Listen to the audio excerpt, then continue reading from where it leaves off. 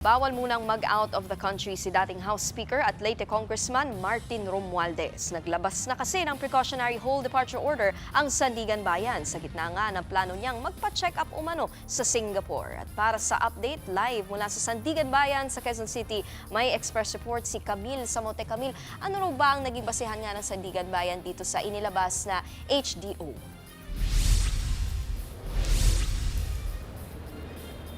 Nikki, nakitaan daw ng sapat na batayan ng Sandigan Bayan na posibleng umalis ng bansa itong si Representative Martin Romualdez para makaiwas sa mga posibleng ikaso sa kanya kaugnay ng flood control scandal. Yan ang naging batayan ng Anti-Graft Court sa paglabas nito ng precautionary whole departure order laban sa dating House Speaker. Sabi ng Sandigan Bayan 7th Division, may probable cause para paniwala ang aalis ng Pilipinas si Romualdez para iwasan ang pag-usig sa mga krimeng inireklamo laban sa kanya. Matatadaang nitong Martes, mismo ang Office of the Ombudsman ang nagsumite ng petisyon ng PHDO sa Sandigan Bayan laban kay Romualdez. April 20 rin ang payagan ng Kamara si Romualdez na bumiyahe pa Singapore para sa isang medical treatment pero tinutulan ito ng Ombudsman. Nakitaan daw nila ng probable cause si Romualdez sa mga reklamong plunder, bribery at money laundering. Sa ilalim ng precautionary HDO, bawal nang umalis ng bansa si Romualdez habang gumugulong ang preliminary investigation sa kanya. Nag-ugat ito sa mga aligasyon ng pagiging mastermind umano ni Romualdez sa kickback scheme na umaabot daw sa 56 billion pesos.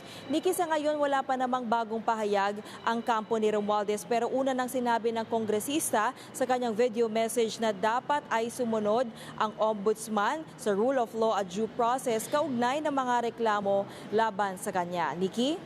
Okay, Camille, doon naman sa bail hearing ni dating Senator Bong Revilla na nagpapatuloy din dyan sa Sandigan Bayan, sino bang inaasahan nating testigo na sasalang ngayong araw? Nikki, sasalang dapat sa witness stand si dating DPWH Undersecretary Roberto Bernardo pero kahapon nag-request ang kanyang legal counsel na ma-excuse siya sa pagdinig ngayong araw dahil sa kanyang sakit.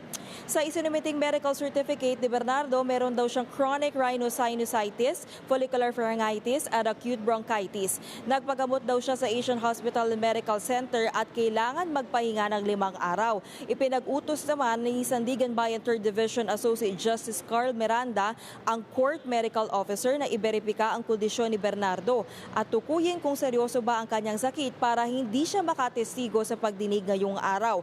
Kung matuklasan daw ng korte na hindi justified ang kanyang sakit, posibleng maglabas ng warrant of arrest kay Bernardo dahil sa indirect contempt. Ayon naman sa medical officer ng korte, binisita niya kahapon sa ospital si Bernardo. Napansin daw niya na malala ang pag-ubo ni Bernardo at nakakaranas din ito ng allergy. Posible raw kayanin ni Bernardo ang pagtestigo pero mahihirapan siya at maaari ding makahawa ng kanyang sakit sa iba.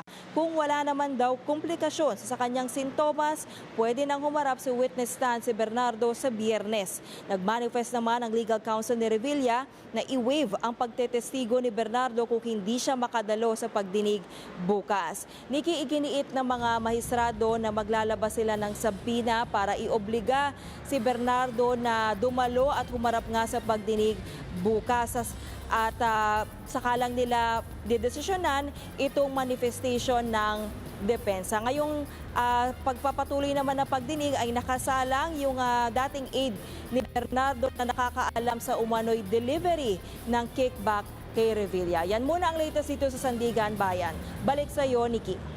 Yan ang express report ni Camille Samonte live mula sa Sandigan Bayan. Mga kapatid, Nikki de Guzman po. Para sa pasada ng mga rumaratsyadang balita, mag-follow at mag-subscribe na sa social media pages ng News 5.